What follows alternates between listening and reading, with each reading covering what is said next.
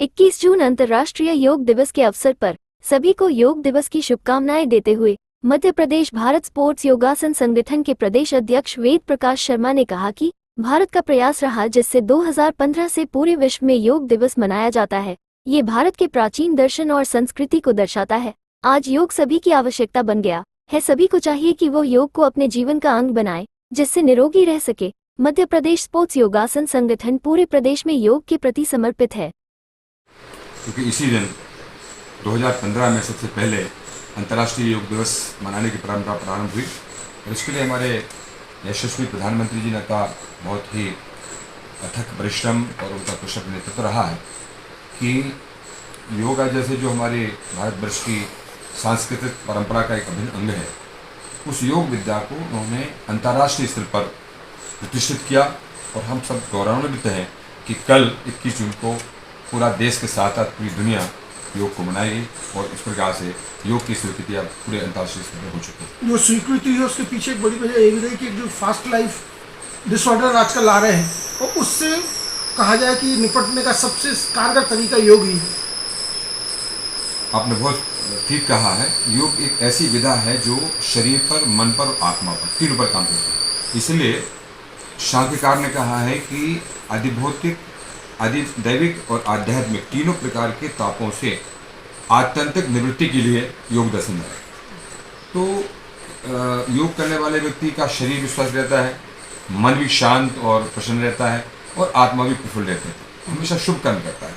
जब शुभ कर्म करेगा तो उसको तनाव नहीं होंगे, तनाव नहीं होंगे तो प्रसन्नता से अपनी जीवन जिएगा।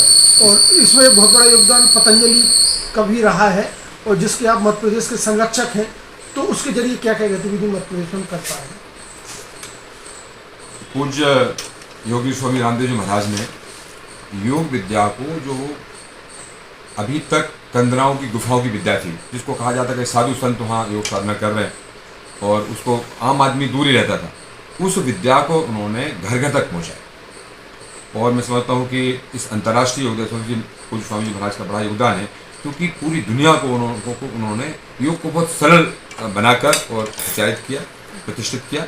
तो इस समय जैसा आपने बताया 2006 में पूरे देश के अंदर योग समितियों का गठन हुआ था, इसमें मैं प्रथम मध्य प्रदेश का प्रभारी बना था। उस समय से लेकर अभी तक पूरे देश के अंदर हजारों, अब तो लाखों की संख्या में हमारी योग समितियाँ बन गई हैं और गांव-गांव में उनके माध्यम से निःशुल्क रूप से जो है योग लोगों को सिखाया जा रहा है और लाखों लोग योग के माध्यम से स्वस्थ हो रहे हैं। मध्य प्रदेश स्पोर्ट्स योगा एसोसिएशन भी अपनी तरफ से प्रयास कर रहा है सभी को जोड़ने का, विशेषकर युवाओं के लिए क्या कहेंगे? एक बहुत बड़ा कदम है। इसको अभी उतना मैं समझता हूँ प्रचारित नहीं हो पाया है।